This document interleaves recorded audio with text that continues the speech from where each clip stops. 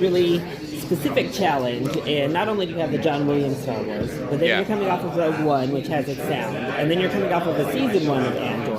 What is the personal and professional challenge of staying in line with all of that? You have all this weight, but then also creating something that is yours and your own score. Right. Yeah, it's a good question.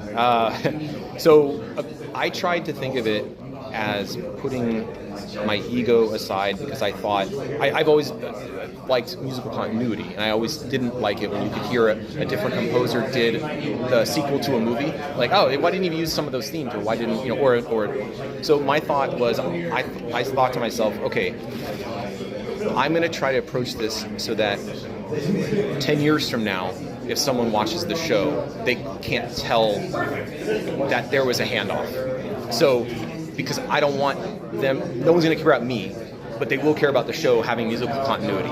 And so I tried to approach it like that. And you have your little ego moment, right? But you put it aside and you think, but then to my great benefit, there were a lot of new themes that had to be composed.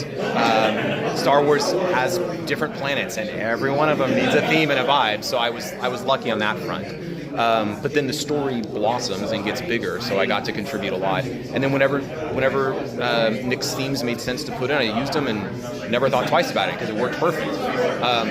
The challenge, though, is sometimes you're brought in to replace somebody because it didn't go well, right?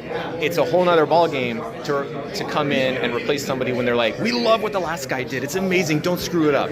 And so that was a challenge in itself, kind of getting over that fear of following up an iconic film score and a beloved composer, and then just kind of putting the big boy pants on and being like, I just got to put your nose to the grindstone and just start writing and get over the fear. So, yeah.